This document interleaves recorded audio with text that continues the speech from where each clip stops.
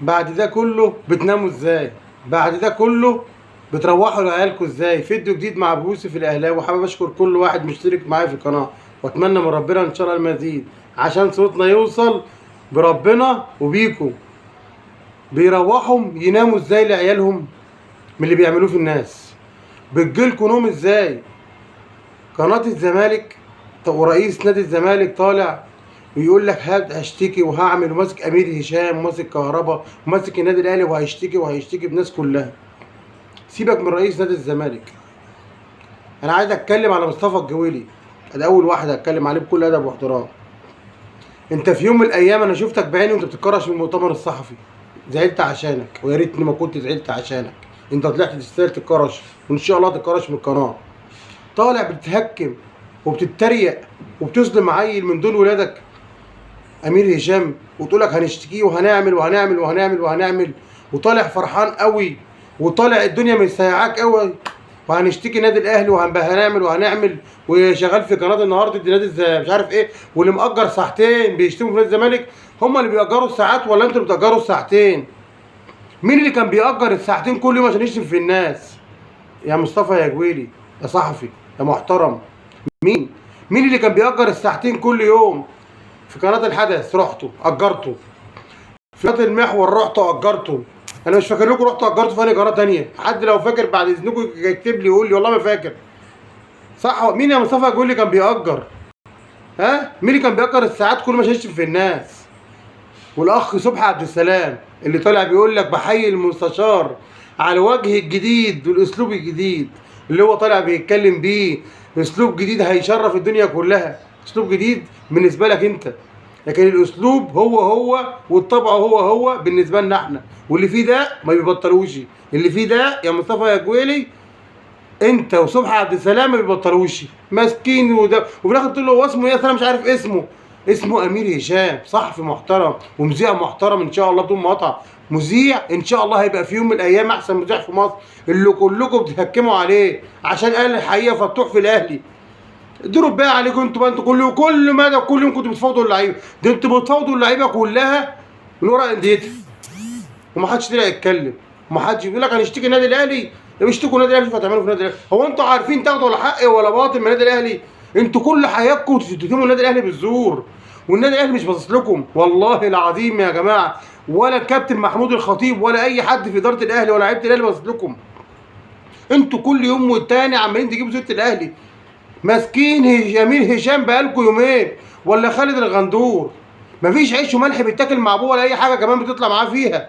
لا مفيش اللي انت وابوه زمان في اي برنامج بتطلعوه. لا انسى، انت كنت يا خالد يا غندور.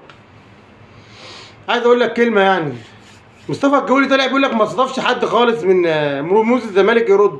ده خالد الغندور كان عنده في القناه، ما ردش عليك وقال لك ان انا كنت مستضيفه. ما كان مستضيفني ليه؟ خاف يقول عشان لو كان كده هيكرشوه خالد الغندور. والله العظيم يمين الله لا هيجي اليوم اللي كلكم تتكرشوا من القناه. يا مصطفى يا جويلي بقول لك انا زعلت عليك لما كرشك، قال لك قوم وراه. انت ما بتتكلم ايه؟ اسكت خالد بره، عمل لك كده. انا زعلت يمين الله، ابني جاي وريها لي قلت له يا نهار ابيض، ده راجل كبير يا عم من دور ابونا وكرش كده. انا غلطان اللي زعلت عشانك، ويا ريتني ما كنت زعلت عشانك. اتاريك يلا بقى كله بقى يصلي على النبي ويدي لابوسي في اللايك عشان صوتنا يوصل. الدوري يا اهلي، كل حاجه الدوري يا اهلي. 5 ماتشات يا رجاله نحسمهم عشان بامر الله نخرس الناس اللي بتتكلم دي بحقنا. الشحات ان شاء الله مجدد على بياض الاهلي عشان اسامه حسن يطلع. اللي بيقول لك الشحات مشي، يا كابتن اسامه انت فين؟ اطلع بقى المره دي احلق. شوف هتحلق ايه؟ انت المره اللي فاتت طلعت حلقت شعرك وطلعت مش عارفين تحلق ايه. مفيش حاجه تحلقها، كله محلوق. صح ولا لا؟ عيب اللي بتتكلم عليه احمد حسين الشحات مهما يكون احنا زعلانين منه. احنا لو زعلانين منك يا حسين الشحات عشان التغيير وانت بطالع بتتنرفز. انا عارف ان دي غيره على الفرقه، لكن غيره الاهلي ما بيحبهاش. غيره على الفرقه اللي انت لو حلو وطالع سقف لزميلك. ده نشيلك فوق راسنا يا حسين شحات، عشان مش عايزين نشمت حد فينا، مش عايزين نشمت حد وهم على الهوا عاملينها مسرحيات عاملينها مسرحيات كل يوم على النادي الاهلي، مش ماسكين حد. احنا خدنا البطولات كلها وكانوا هم اللي خدوا البطولات. اصل اللي عنده دم عنده عزبه، والله اللي عنده دم احسن من اللي عنده عزبه، وانتوا ولا عندكم دم ولا حصلتوا حتى عندكم عزبه. ايه يا جماعه ده؟ كل يوم والتاني النادي الاهلي، كل يوم فوق بقى. ده احنا 5 ماتشات وهنحسم الدوري ونجيبه من قلبكم، هجيبه من قلبكم عشان مش هتشموه تاني، والله ما هتشموه. السنه الجايه والسنين الجايه هتبقوا في نص الجدول. ده تمامكم عشان جمهور الزمالك يستاهل كده. اوعى تفكروني ان انا بتريق على جمهور الزمالك. بعد جمهور الزمالك الناس الكبيره المحترمه على دماغي اهو، على دماغي جمهور الزمالك، الناس اللي تفهم على دماغي. لكن 3/4 جمهور الزمالك يستاهل. كل حاجه يقول له امين ويقول لهم امين ومعاهم في كل حاجه. ايه يا عم ده؟ ده اللي ما بيطلعش يشكر ابنه ما يشغلوش في القناه ويمشيه من النادي. اللي ما طلعش يشكره ده يا جماعه، ده يمين الله بيجيبوا سيرته اكتر ما بيجيبوا سيره نادي الزمالك. ده حاجه تكسف، بيجيبوا سيرته كل شويه احسن ما بيجيبوا سيره الزمالك واللعيبه. يا نهار اسوخ، ده مفيش خالص كده. وتروحوا وتناموا ازاي وتقبضوا ازاي؟ ولا عشان الفلوس تعملوا اي حاجه؟ بس عايز اقول لكم بقى، مهما بتقبضوا، انا قلتها قبل كده والله يمين الله من قلبي اهو، لو بكذب يحصل لي حاجه في قلبي. الواحد لما بيديني لايك بخش اشوفه كده، الدنيا ما بتستعنيش الواحد بس. امال بقى انتم حب الناس لنادي الاهلي ده يعمل لكم ايه؟ اوعى تفكروا ناس بتحبكم، اوعى تفكروا ناس بتحب قله الادب. عمرها الناس بتهرب من قله الادب. الناس المحترمه المتربيه، الاهلي والزمالك، الناس الكبيره المحترمه، الناس الكبيره المحترمه بحييهم، ما بيهمهمش يشتغلوا ولا ما يشتغلوش. بصوا لحسن شحاته وابنه، بعيد عن نادي الزمالك خالص، كل فيديو هقول لكم الكلمه دي. بصوا يا زملكاويه لحسن شحاته وابنه، عشان ما بيحبوش قله الادب.